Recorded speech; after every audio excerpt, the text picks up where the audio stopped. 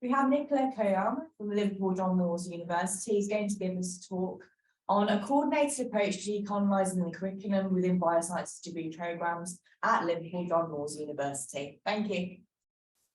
Thanks very much, and hi everyone. I'm isolating at the moment due to testing positive for COVID. So if I have to mute for a few seconds at all to start to cough, then please bear with me. Lovely to be here. Wish I was there in person. My name's Nicola Koyama. I'm a reader in the School of Biological and Environmental Sciences at LJMU. I'm a mixed race, cisgendered, heterosexual British female. I was born in London. I've grown up in the UK higher education system, but so very much entrenched in a Eurocentric curriculum. But at the same time, as a postgraduate student for my PhD, I studied Japanese macaques in Japan, and through my studies and also through my heritage, my father was Japanese. I was very much aware of Western bias in animal behaviour theory and ethology, and was very engaged with early work of Japanese researchers, in particular Imanishi, who conducted first long-term animal behaviour observation studies identifying and recognising individuals in the 1940s, and advances in understanding of primate societies in the 1940s and 50s, which are often overlooked. So what does decolonising the curriculum mean to me? I've been interested in hearing other speakers, and Nicola at the first talk this morning mentioned decolonial theory, and I'd love to hear more about how people engage with decolonial theory and where they where they draw on information and writings and readings to inform practice. I guess there are many different decolonial theories, scholars, narratives around the globe, and in particular, recognising the coloniality of knowledge and the decoloniality of knowledge, power and being, which has been very much developed by Latin American scholars, a few of which are mentioned in the first 3 or 4 names there. But there are many scholars around the globe working on decolonial theory, and decolonising the curriculum. I lead our initiative within our school, along with our EDI group, who first suggested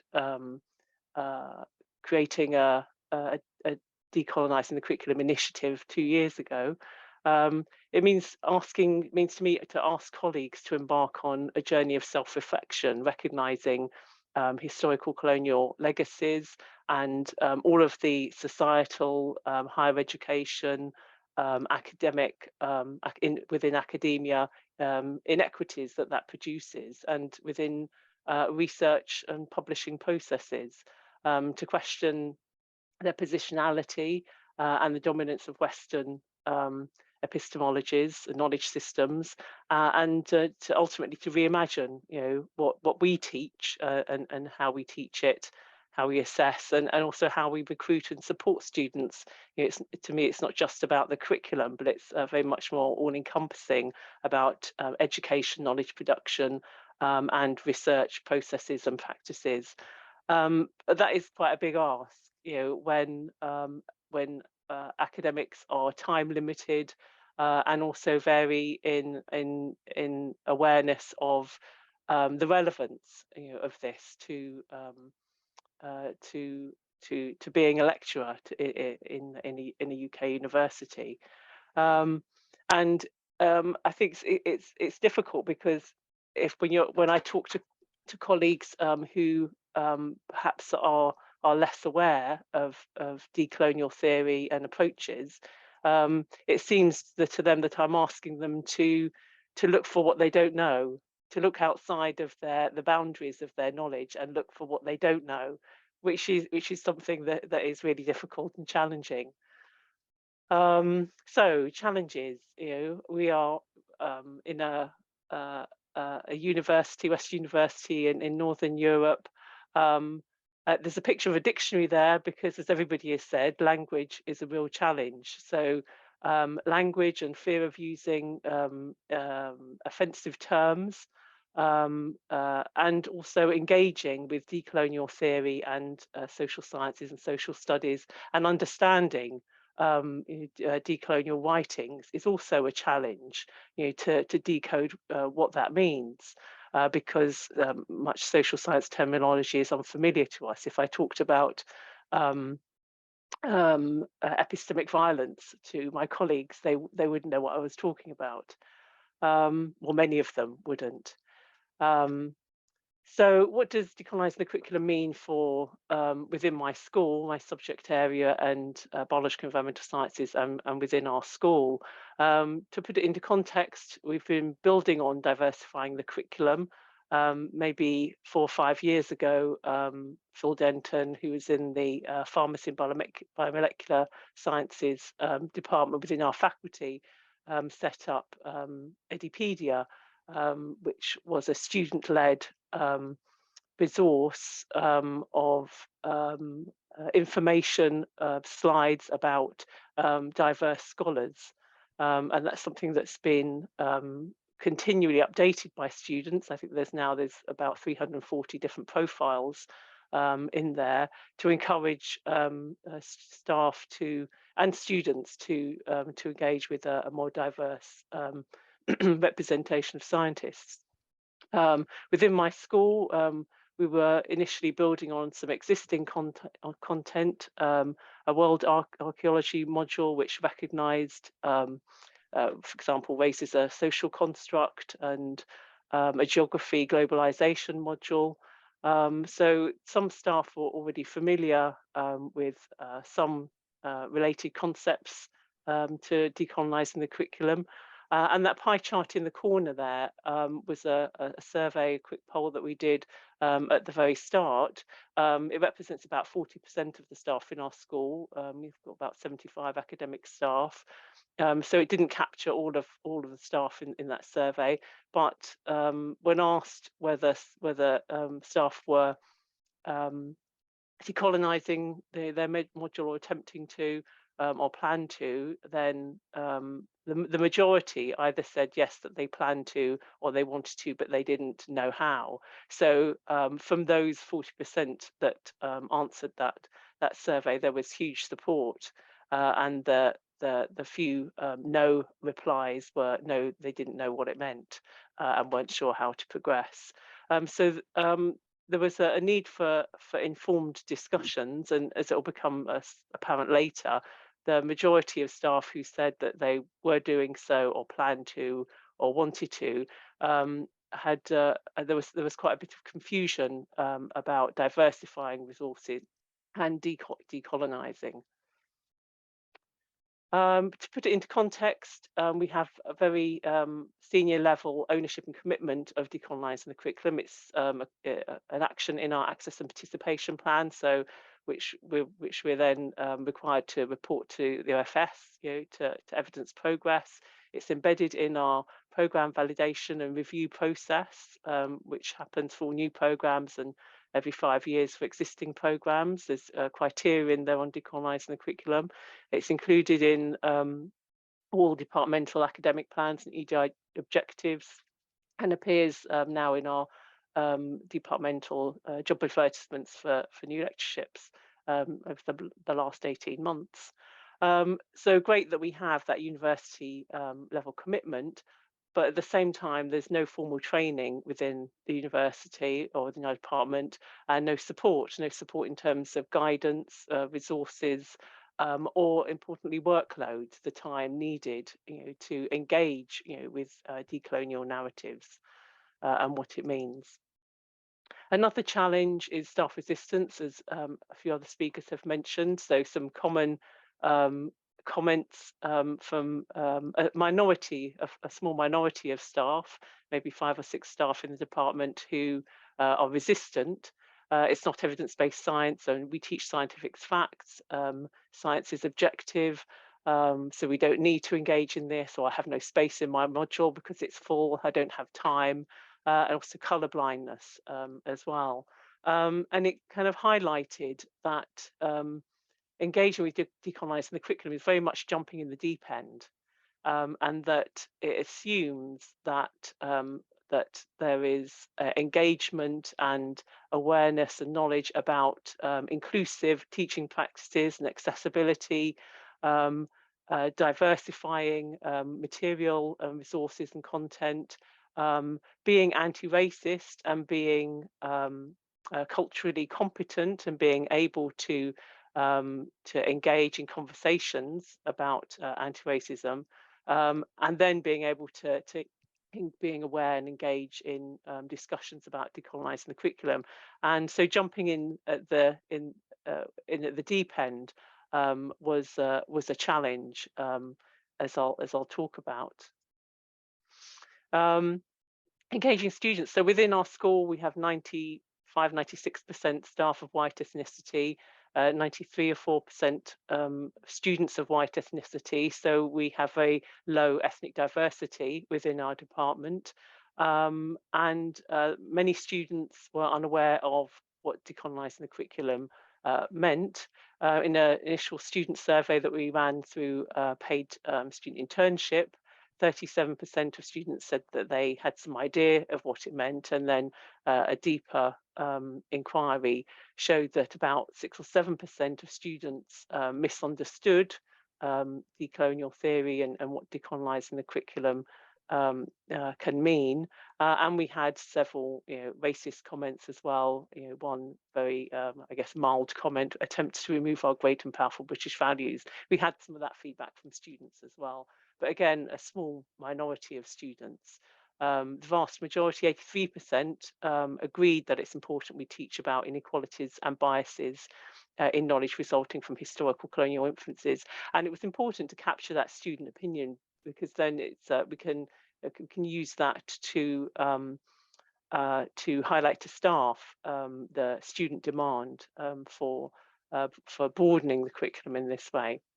We also employed a couple of students to create infographics to highlight decolonising the curriculum and what it means, and attainment gaps, and some other diversity inclusion initiatives to induction for all students, and another internship focused on developing tutorial materials at levels 4, 5 and 6.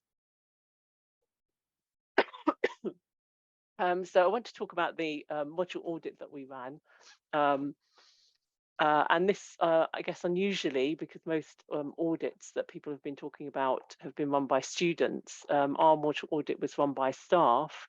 And there were a few reasons for that. I guess it's very important to have a student opinion and student involvement, but we wanted to avoid the minority tax and avoid the burden of developing the initiative falling on the shoulders of a few staff. And we wanted to highlight how decolonial lens is applicable to all topics. So we really wanted to maximise engagement. So it was supported by our head of department, our school director, which I think it wouldn't have been successfully completed if it hadn't been. And we started with an email back in just before Christmas 2020, with some introductory articles, and that was followed by a talk on decolonising the curriculum and racism in academia, the awarding gap, and data for our school in a staff meeting. And then our school director set a deadline for programmes to submit an audit templates about 6 months later in June 2021. And I found this graph on the right here, and that focusing on publication bias and bias in the review process, in grant reviewing, grant awarding process, grant calls, in global kind of research networks, really useful for explaining bias to staff. We supported staff by compiling a SharePoint of an online shared folder of subject-specific resources, so organised into programme folders, so collections of related journal articles as starting points, for staff to engage. And we also organised a series of 6 subject-specific seminars where we invited in guest speakers, the majority of which were from the Global South. So topics range from bioprospecting and biopiracy to decolonizing DNA and the history of evolutionary biology. All those talks are recorded. They're available through that QR code on our website. Despite the initial talk, that SharePoint of resources, the 6 subject-specific seminars which ran in February and March, um, I had many one-to-one conversations with staff who came to me and said that that they understood now they had a deeper understanding of what decolonizing the curriculum meant and potential approaches, but they were really stuck about how it how to actually do it on their module or how to apply it to their own field. And these one-to-one conversations were really valuable and real kind of light bulb moments that within maybe 15-20 minutes of a conversation that colleagues would realize that how they could approach it and how they could relate it to their own content. And it didn't matter how many examples we provided. I think as soon as you provide an example, then people will often view the example and think, well, that doesn't apply to me, to my content, or to my lectures. We reviewed a number of toolkits, about 12 or 13 different toolkits that have been designed by other institutions and designed and piloted a template which we then used to audit all of our undergraduate programs and postgraduate programs within our department. It focused mostly on content, but also touched upon pedagogy and assessment. We used an online spreadsheet because it was a collaborative way of gathering information and allowed staff to share approaches and information, and also because there was a spreadsheet for each program, there was also some program ownership and a little bit of peer pressure if staff didn't engage, because it was submitted, as a program sheet. It asked about not only existing content but also planned content for the following year. And it was reported externally to our Teaching and Learning Academy and shared with Academic Registry as well, which I think was important that staff were aware that it was going somewhere outside of the school. We were also engaging in a 5-yearly periodic programme review and validation process the following year. And I think staff being aware that decolonising the curriculum criteria had been introduced, into those templates also helped wider engagement in the process. And also developments such as decolonised curriculum appearing now in QAA subject benchmark statements. This is one example for environmental sciences, also helps staff engage. So the module auditing template that we used was adapted from UCL's Inclusive Curriculum Health Check template. And we focused on these 5 characteristics, 5 criteria, because we thought they were a good starting point for staff to engage. We wanted to highlight diversifying the curriculum as only one component. And we also had discussing perspectives and critical thinking related to ethnic and cultural diversity and bias in knowledge production, historical context, and bias in real-world outcomes. We also wanted to get staff thinking about more about pedagogy as well. Active learning isn't reimagining how we teach or or how we assess, but it's a step to encourage staff to move away from didactic learning, that teacher-student lecturing, passive lecturing relationship. And we also asked about whether any of those above criteria are being assessed.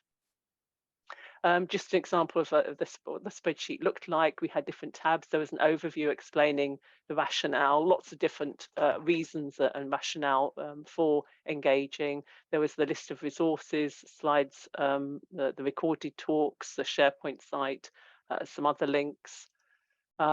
This is what the sheet looked like. There was a row for each module, so the module team or lecturers could fill in under each of these columns: diversifying the curriculum, discussing perspectives, historical context, bias and real world outcomes. And there was also a programme overview to see how material developed from levels 3 if there was a foundation year to 6, or level 7 if it was masters, and a programme strategy. So what progress was made? Yeah, had we just been successful at being tokenistic? We did engage all staff. There was a minority, a handful of around 4 or 5 staff who were vocally resistant. But because module teams filled out the sheet, that usually meant that there was something submitted for all modules. We increased staff awareness about the ethnicity awarding gap and narratives around decolonising the curriculum. And as an example, for our biology program, looking at there was 31 modules on the program, 3 of which were led by staff outside of our department, so not included here. So of those 28 modules, staff found it easiest to diversify resources and then include perspectives related to ethnicity and cultural diversity, and critical thinking about those perspectives. Historical context was introduced into 15 of the 28 modules, and examples of real world inequities related to ethnicity and different cultures in 16 of 28 modules. Some reflections from the programme was that it highlighted, the process highlighted fields with clear Eurocentrism, shared good practice, highlighted a need to develop critical questioning about knowledge production in students. There was the plan to create a Canvas programme page about decolonising the curriculum for students, and recognised that we need to ensure a coherent delivery to students across modules and across levels. I think an important outcome was that Decolonising the curriculum was embedded in the programme learning outcomes, so demonstrating an understanding of and applying the decolonial perspectives to biological science knowledge and research, which is important for future-proofing, I guess, in the programme, and making sure that it remains, embedded within the programme and is assessed somewhere within the programme. So some key features then of our initiative. We took some time to explain the rationale with evidence. It was a very formal activity with our school director's support. There was a deadline. We also coordinated with across the university with Academic Registry and our Teaching and Learning Academy. It was resourced and supported and curated by staff with workload. I was the EDI coordinator for our school and assigned workload, and available for one-to-one support, which was really important, I think, for staff to think about, on that self-reflective journey, to think about how it applied to their practices. The fact that we used an online template meant that it was very easily collaborative and could promote discussion and peer support. We recognise that this is only the first step in a very long-term process. So this year, we have been trying to look at coordination and development of material with programme leaders a little more. We've delivered talks to all bioscience level 6 students before the start during their research project about global publication biases and research inequities in power relationships in research collaborations, to look at decolonising research skills. We're also starting to have conversations about decolonising assessment and what that might mean. And just to also note that we did jump in the deep end with this, and we've had some very difficult discussions at school level, some very emotive discussions, particularly about language as well, or whether we should call this decolonising the curriculum or an inclusive curriculum, as I'm sure many others have had similar conversations. But also to note that it was mentioned in one of our training workshops recently that we really need to have inclusion before we have diversity, and that this needs to go hand in hand with a culture change. And so we have initiatives within our school, very visible with harassment reporting initiatives, and allyship initiatives as well. And I just wanted to highlight all of a collection of different activities under the umbrella of decolonising the curriculum, which can, I think, lead to confusion or confusion in discussions about what it means, and what progress we're making.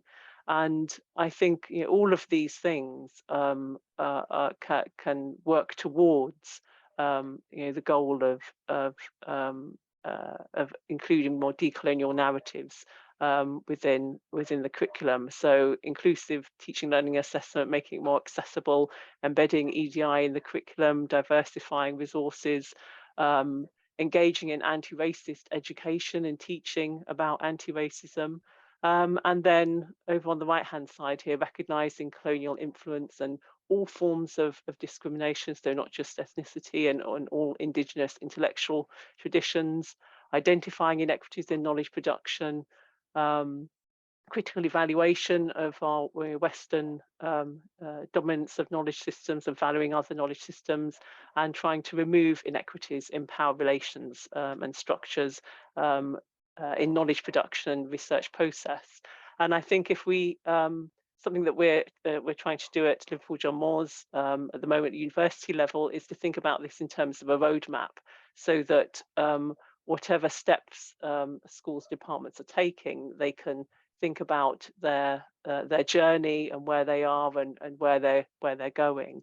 And very importantly is workload recognition, and the university have approved decolonising the curriculum coordinators for all departments. I think it's important to have that workload recognised and resourced, so that there is someone who is able to support staff, provide resources, organise seminars, stimulate discussion, and to remember that this is a very long-term, self-reflective process and a collaboration between staff and students.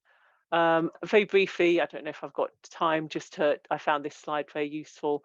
Vanessa de Oliveira Andriotti's article on 4 spaces of enunciation, to think about what's possible and where we are. So on the left here is the space of no reform. No reform is needed because everything is awesome and there's no need to change.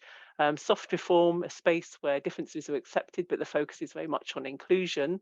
So perhaps changes to access are very much a come join us space, where there's no recognition of decolonisation.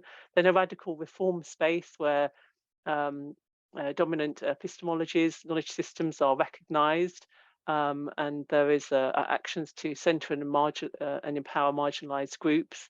And then a beyond reform space where alternative systems or new systems are created. So dismantling capitalism, colonialism, racism, and inequities from heteropatriarchal societies.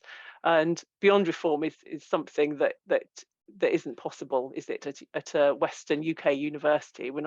No one is suggesting or planning to dismantle university structures, and to think about where is it that we're going with decolonising the curriculum, and within schools and on personal journeys. What is it that we're trying to achieve?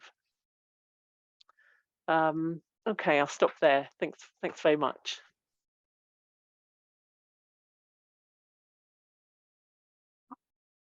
Thank you very much, Nicola. I think we have time for one question. If anyone's got a question online or in the room.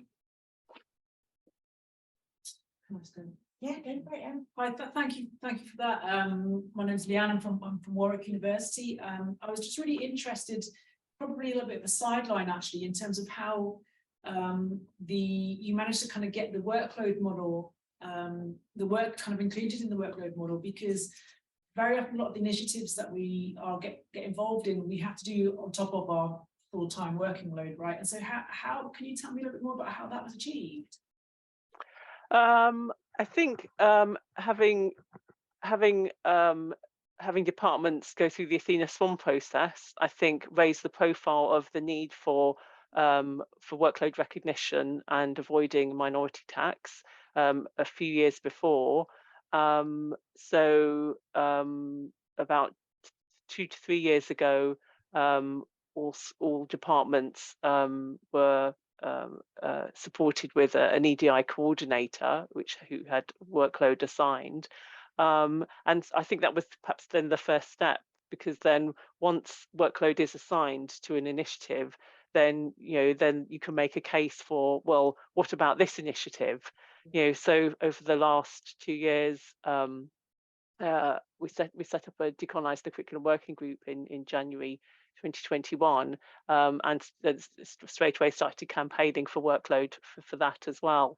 And the university executive leadership team, a couple of months ago, has agreed to decolonize the curriculum coordinators for all departments, which is yet to trickle down and actually be implemented. But it's something that is being introduced, and I think just continually campaigning and highlighting the need for workload.